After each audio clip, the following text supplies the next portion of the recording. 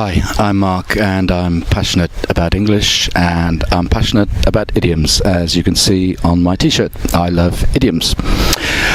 Okay, I'm in Christchurch again, and by another river. There's a couple of rivers that flow into Christchurch Harbour, and I guess you'll be able to see some boats behind me. This is a very popular boating area, and at the end of the lesson I will do a quick a little film for you just to show you more of the river.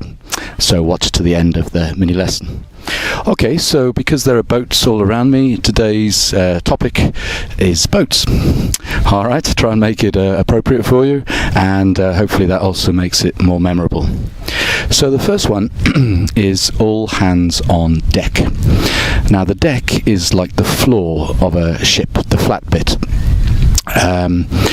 And sometimes, well, a ferry anyway will have a lower deck, an upper deck, but basically on boats there's just one deck, and yeah, it's the flat bit. It's what we call the floor in a boat. Now, if there's trouble at sea on a ship or a boat, the captain could call all hands on deck. It means everybody come up and help. But we use it in all sorts of situations where we just need everybody to help and to do things. Maybe you're having a barbecue, and the time has come, the food is nearly ready, so you need people to help serve the food and help look after the barbecue and so on. So you could say, okay, all hands on deck. Okay, it just means everybody help. Okay, we're all in the same boat. Okay, now although I've printed the idioms off, I haven't really thought about an explanation. Partly to make it more fun for me, and also you see me thinking and coming up with much more natural English. So we're all in the same boat. Okay, the first example that springs to mind is, let's say we're working in a company, but the company's having a difficult time. So, and some people are going to lose their jobs or be fired or made redundant, we say. Fired is usually when you've done something wrong. Made redundant is maybe you didn't do anything wrong, but the company doesn't need you anymore. But I'm talking to my colleagues and I'm worried about my job, or blah blah blah, and he could say, well, we're all in the same boat. It basically just means we're all in the same situation. Okay, that's quite easy. On the rocks. Okay, so that's something you don't want to do in a boat or a ship. And I've explained this to you in one of the very early mini lessons when I said about William and Kate. I just gave an example that maybe in a year or 2 years their relationship could be on the rocks. It means in trouble. So of course if a ship is on the rocks, it's in big trouble. But you can also say about a relationship, or yeah, normally we would say for a relationship, yes, our relationship is on the rocks. It's not finished, but it's in trouble. Okay, the next one is on course. Okay, there's a boat coming past me, and if he's on course, it means he's going in the right direction to the right place. Okay, so you could say my life is on course. It means I feel I'm going in the right direction. Or our relationship is on course. Things are going well. So it just means moving in the right way. Okay, here's another one. To show someone the ropes. Okay, of course, on a boat, especially in the past, ropes were very important. If you show someone the ropes, it means you show them what to do, how to do things. So again, let's use the example of working in a company. I've been working there 5 years, and somebody new arrives, and I have to, maybe I'm being promoted, and the new person is going to replace me. So I need to show them the ropes. It means I show them what to do, what the job involves. And then another idiom that comes from that, which I've just thought of, is to know the ropes. So if I show the person the ropes, it means I teach them, I show them what to do, and then after a week or a month or longer maybe, then we can say they know the ropes. So it means then they know what to do, they know how to do the job. Okay, don't rock the boat. Okay, so let's say, why not? I'm in a mood for talking about working in a company for some reason. Let's say a colleague is having a bit of a problem with another colleague, and he wants to go and speak to the boss, but this could cause problems and trouble and difficulties. So I say to him, I think it's best you don't speak to the boss. Don't rock the boat. If you rock the boat, of course, it means it becomes not so safe, or possibly a little bit dangerous. The boat could capsize. So when you say to someone, don't rock the boat, it means don't cause trouble, don't make things difficult. And there's a very good Bob Marley song which I will put on my Facebook page.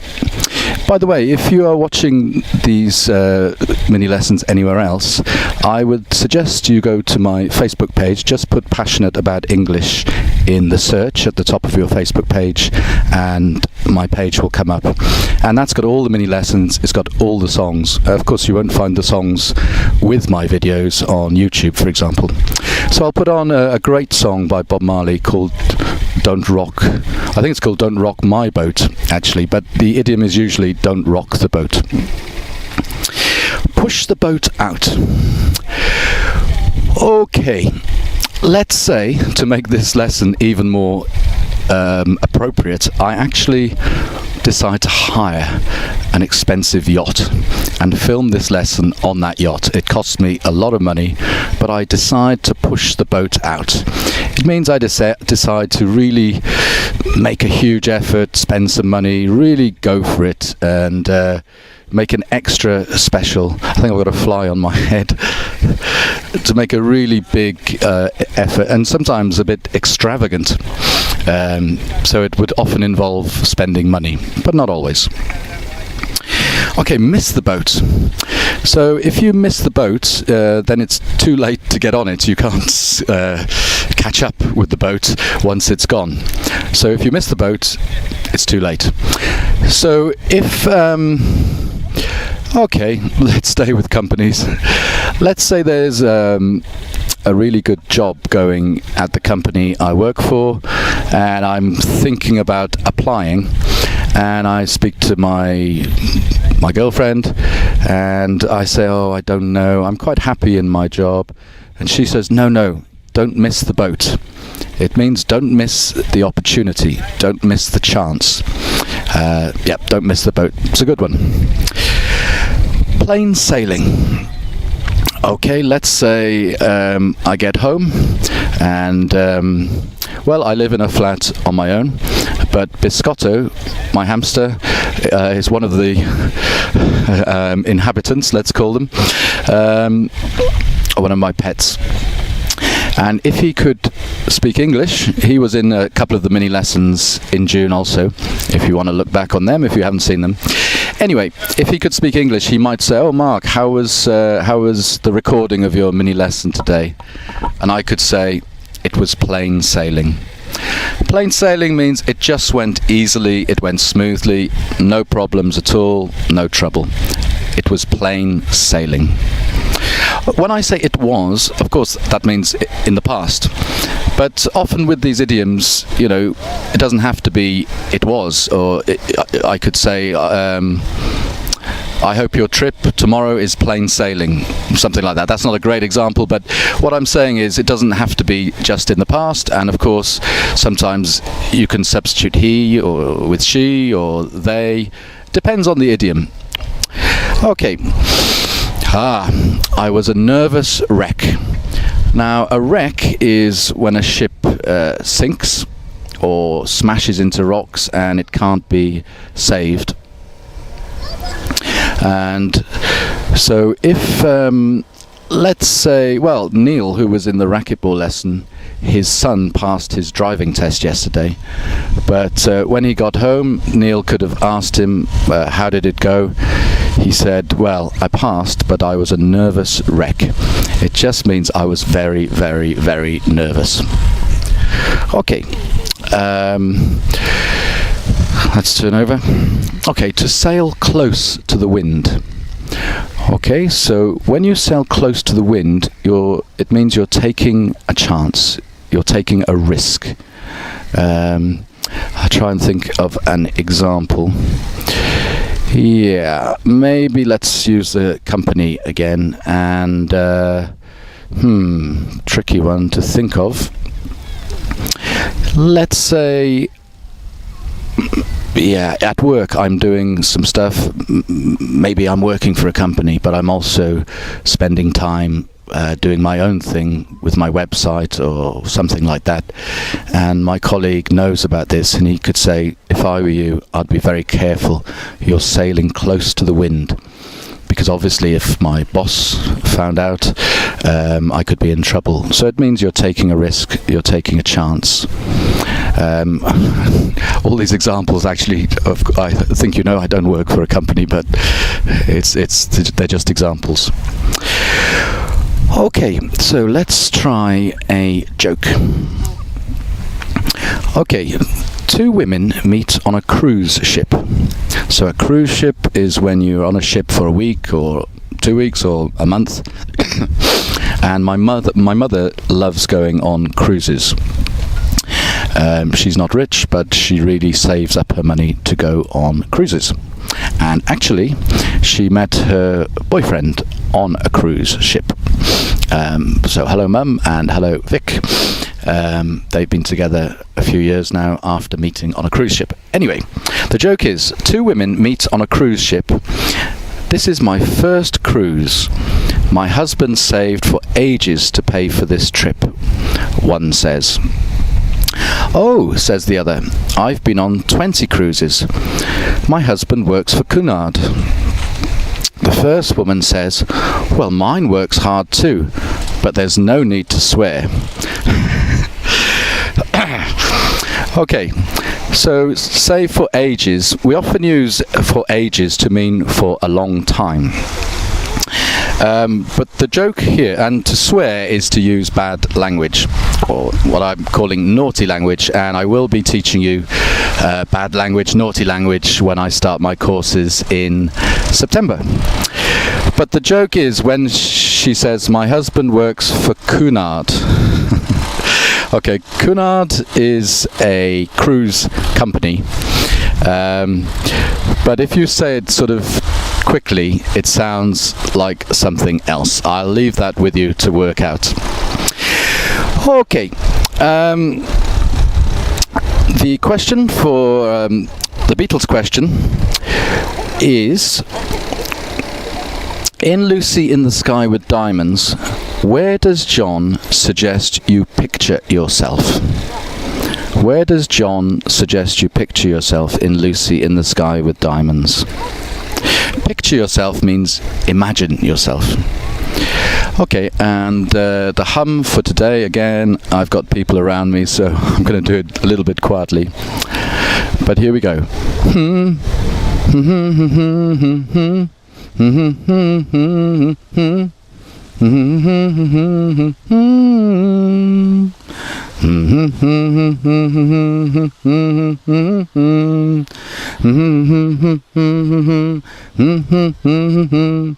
Etc. And the clue for this song, it should be pretty easy, or dead easy. But it's what you might shout if you're on a boat that hits some rocks or is sinking. All right. Okay, so that's the end of the mini lesson, but I'll just film you a little bit of the river. It's really beautiful around here. It's beautiful. Absolutely gorgeous, absolutely wonderful, absolutely fantastic. And it's a very hot day. The summer has finally arrived. Well, I don't know about the rest of Britain, but in Bournemouth, Christchurch, where I am now, and this whole area, it's great. Okay, just show you the river. Okay, so this is the river, and that is a swan. I think I taught you the idiom swanning around, so that's where that idiom comes from, because swans kind of look like they're showing off in some ways, because they're very pretty or handsome, and I think you might be able to see a duck there as well. Okay, so I'll try and... That's Christchurch Sailing Club over there, and you can see lots and lots of boats. Maybe in the background you can see some white kind of cliffs. That's the Isle of Wight. Isle is another word for island. And if you remember, in June I did a Jimi Hendrix well, I mentioned Jimi Hendrix did a concert there and played the Star Spangled Banner, the American national anthem, and that's where it was, on the Isle of Wight. They have a big festival there every year. So here's a little speedboat coming past, and behind there is a kayak. Okay, so I'll just do a little sweep around, give you a bit more idea of the river. I'm facing into the sun now, so might not be so easy. And here's a place you can hire boats for an hour or longer, and that's the little cabin. There's lots and lots of ducks and swans around here, and yeah, it's a very, very nice place. And if you carry on down the river and go to the right, eventually you'll come out to the sea. Okay, thanks a lot, and see you in the next lesson. Bye for now.